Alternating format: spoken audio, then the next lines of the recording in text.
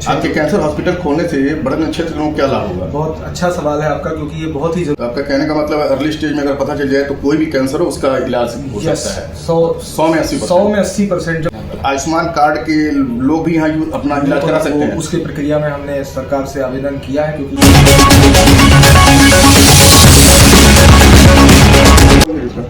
नमस्कार दोस्तों, इसमें मौजूद हैं हम बड़हलगंज के पटना चौराहे के समीप रामधनी हॉस्पिटल में, जहां पे हमारे साथ हैं सिनर्जी हॉस्पिटल कैंसर हॉस्पिटल के डॉक्टर सौरभ मिश्रा जी। नमस्कार डॉक्टर साहब, हमारे चैनल में स्वागत है आपका। और जैसा कि मुझे पता चला है कि रामधनी हॉस्पिटल के साथ ज्वाइंट में चाहे जैसे भी यहाँ कैंसर हॉस्पिटल डालने का आप लोग की योजना चल रही है। जी जी, क्या ये सही है? देखिए, जैसा आपको जानकारी है वो इसी को मैं और क्लेरिफाई करता हूँ। ये है कि रामधनी हॉस्पिटल के सहयोग के साथ सिनर्जी संस्थान की तरफ से मैं और मेरी पूरी टीम जो है और लोग मिलकर यहाँ पे कैंसर मरीजों को सेवा प्रदान करने के लिए एक कटिबद्ध तरीके से हम लोग एक मंच पे आ रहे हैं। इसका कारण ये है कि इस क्षेत्र में जो भी हमारे कैंसर के मरीज हैं, जो बहुत ही तरीके से परेशान रहते हैं, जिनको सही जानकारी नहीं मिल पाती, सही इलाज क्या करना है, समय से करना है, ये सारी चीज़ें नहीं हो पा रही, वो हमने यहाँ पे नोटिस किया इस क्षेत्र में। तो इसी प्रयोजन से हम लोग यहाँ पे एक साथ मिलकर कैंसर की ओपीडी एक रेगुलर वे में शुरू कर रहे हैं और धीरे धीरे इसको हम इसमें सुविधाएं बढ़ाते जाएंगे, जिससे इस मरीज की सेवा उनके क्षेत्र में ही हो पाए। कब से इसका शुभारंभ होगा? आज से ही हम लोग इसका शुभारंभ कर चुके हैं और इसको हम gradually week by week basis, हफ्ते महीने के हिसाब से चीज़ों को बढ़ाते जाएंगे। और आपके कैंसर हॉस्पिटल खोलने से बड़गंज क्षेत्र में क्या लाभ होगा? बहुत अच्छा सवाल है आपका, क्योंकि ये बहुत ही ज़रूरी प्रश्न था और आपने पूछा, मैं उसका जवाब बहुत संक्षिप्त में दूंगा कि इस क्षेत्र में इस तरह की सेवा करने से ये लाभ है, क्योंकि यहाँ पे जितने भी पेशेंट्स हैं, जिनको बहुत लोगों को तो ये लक्षण भी नहीं पता होते हैं कि कैंसर के लक्षण हैं क्या, और उसके चक्कर में वो बहुत समय तक इधर उधर भटकते रह जाते हैं और वो चीज़ भयावह स्थिति ले लेती है और फिर हमारे हाथ में बहुत कुछ बचता नहीं है कि उनको हम ठीक कर पाएँ। हम यहाँ आना शुरू करेंगे, हम लोगों के बीच में पहली बात तो जागरूकता फैलाएंगे और जो हमें अस्पताल से भी मरीज यहाँ पे मिलते हैं वो हमको देख के मिलने आएंगे, तो हम उनको उस बीमारी को अर्ली स्टेज में पकड़ पाएंगे। मैंने बहुत साधारण उदाहरण दिया, जैसे कि गॉल ब्लैडर, पित्त की थैली के कैंसर के बारे में। अगर हम उसको समय रहते पकड़े तो वो ठीक होने वाला है, क्योर हो सकता है, लेकिन अगर उसको हम नहीं पकड़े तो वो 5 साल के बाद, उस कैंसर होने के बाद एक भी मरीज जीवित नहीं रहता है। तो इतना भयावह स्थिति, इससे मतलब ब्रेस्ट कैंसर है महिलाओं में होने वाला, जो कि पूर्णतया इस समय प्रिवेंटेबल है और अर्ली स्टेज में मिल जाए तो क्योर है। ब्लड कैंसर की बात करूंगा, छोटे बच्चे ग्रसित हैं, उनको सही इलाज मिलता नहीं है और हम उनकी जान गंवा बैठते हैं। अगर हमें उनका सही से डायग्नोसिस हो जाए, सही से हो जाए, तो ट्रीटमेंट अगर टाइम से दिया गया तो हम 100 में से 80 मरीज ब्लड के कैंसर के ठीक होते हैं।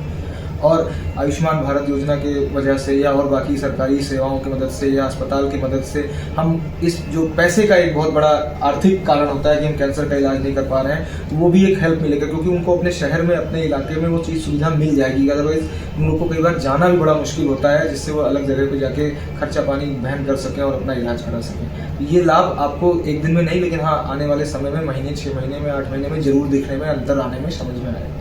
तो आपका कहने का मतलब है अर्ली स्टेज में अगर पता चल जाए तो कोई भी कैंसर हो उसका इलाज हो सकता है। 100 में 80%। जब मैं ब्लड कैंसर की बात कर रहा हूँ, जो कि बहुत ही भयावह कैंसर होता है, आप सब कोई ना कोई इसके बारे में जानता होगा थोड़ा बहुत, लेकिन मैं ये दावे के साथ कह सकता हूँ, मैंने ये भारत देश का डेटा है, पूरे विश्व का डेटा है कि अगर वो ट्रीटमेंट दिया जाए तो वो स्टैंडर्ड ट्रीटमेंट जो एक प्रोटोकॉल है, तो 100% में से 180 लोग ठीक ही होते हैं। अभी आप बड़हलगंज में कर रहे हैं ये, इसके मतलब आप गोरखपुर में ही कहीं, उस गोरखपुर बारे में बताइए, कहाँ हॉस्पिटल है? गोरखपुर में जैसे हम लोग, हमारी पूरी टीम जो कैंसर टीम है, synergy cancer institute and super speciality hospital, छात्र संघ चौराहे पे ये अस्पताल स्थित है। वहाँ पे मैं, मेरे साथ और हमारे टीम मेंबर्स हैं, जैसे कि डॉक्टर सौरभ मिश्रा मैं हो गया, डॉक्टर आलोक तिवारी कैंसर सर्जन है, doctor Anjali Jain gynae surgeon है, ऐसे ही हमारी मैक्सिलोफेशियल सर्जन, हमारे साथ डॉक्टर तारिक हैं, हमारे साथ डॉक्टर अर्पित हैं, ये लोग मुख के कैंसर के स्पेशलिस्ट हैं। तो हमने पूरे विभाग डिवाइड कर रखे हैं और वहाँ पे इन सभी कैंसर्स का इलाज हर एक स्पेशलिस्ट अपने एक विधिवत तरीके से, स्टैंडर्ड केयर के तरीके से करता है, जिसमें surgery, chemotherapy, target therapy, immunotherapy, hormone therapy और रेडिएशन थेरेपी, सारी सुविधाएं उपलब्ध हैं। मतलब सारे कॉम्प्रिहेंसिव कैंसर के विशेषज्ञ आपके पास मौजूद, हमारे पास मौजूद है, क्योंकि आज का समय ये नहीं कि एक ही कैंसर का डॉक्टर सारे कैंसर देखता है। हम लोग उसको कैंसर में भी ऑर्गन वाइज डिवीजन होता है कि कोई पेट का कैंसर देखता है, कोई ब्रेस्ट का कैंसर देखता है, कोई बच्चेदानी के मुंह का कैंसर देखता है, कोई बच्चेदानी का कैंसर देखता है। मतलब इस तरह से उसको विभाजित किया गया ताकि उसका विधिवत इलाज किया जा सके। आप कब बैठेंगे आप रामधनी हॉस्पिटल में? रामधनी हॉस्पिटल में अभी हमारा जो पहला प्रयास है कि हम लोग हफ्ते में एक बार तो शुरू ही कर रहे हैं रविवार से, और जैसे जैसे हमारे पास चीज़ें बढ़ती जाएंगी, मरीजों की संख्या और जैसे जैसे लोग अवेयर होते जाएंगे, हम ये सुविधा अपना डेली बेसिस पे भी ओपीडी के रूप में देना चाहेंगे। ओपीडी क्या सर्जरी नहीं होगी? ओपीडी होगी। ओपीडी होने के बाद अगर पेशेंट्स निकलते हैं, जैसे कि एग्री होते हैं, सारी व्यवस्था एक समय लगता है एक अस्पताल में पूरी व्यवस्था बनाने में, वो बन जाती है तो हम सर्जरी शुरू कर सकते हैं, क्योंकि ऑलरेडी इस अस्पताल में सर्जरी हो रही है। हमें कैंसर सर्जरी के लिए कुछ स्पेशल व्यवस्थाएं हैं जो हॉस्पिटल हमारे लिए कटिबद्ध है, वो हमें पूरी सुविधा और सहयोग दे रहा है। तो हम कैंसर सर्जरी भी करेंगे, हम कीमोथेरेपी भी यहाँ कर लेंगे, हम इम्यूनोथेरेपी भी कर लेंगे, हम टारगेट थेरेपी भी कर लेंगे। तो एक मंच के नीचे, मतलब एक प्लेटफॉर्म के नीचे सारी चीजें मिल जाएंगी। यही सबसे ज़्यादा, क्योंकि कैंसर का मरीज कुछ भी हो परेशान होता जरूर है, बीमारी से तो नहीं परेशान है, क्योंकि ये एक तरह से सामाजिक बीमारी है, पारिवारिक बीमारी है। उसमें परिवार का हर एक सदस्य तंग होता है, और अगर उसको जाना आना और खाना पीने की व्यवस्था अपने क्षेत्र में मिल जाए तो उसका इलाज उसके लिए बहुत आसान हो जाता है। आयुष्मान कार्ड के लोग भी यहाँ अपना इलाज करा सकते हैं? उसकी प्रक्रिया में हमने सरकार से आवेदन किया है, क्योंकि उसमें प्रक्रिया होती है, उसके लिए आवेदन लेके हमें इसको कंफर्म करना होता है, और जैसे ही वो आवेदन मिलेगा तो वो सुविधा भी हम यहाँ दे पाएंगे। क्या कहना चाहेंगे बड़ौनी की जनता से आप? यहाँ की बड़ेलगंज की जनता से कहूँगा कि आप सचेत रहें। अवेयरनेस है जो इसका मूल मंत्र है, और जो आपको लगे कि आपको सही जानकारी है उसको आप वेरीफाई करें। कोई भी चीज़ है उसको पढ़ के, देख के, या विशेषज्ञ की सलाह से ही करें।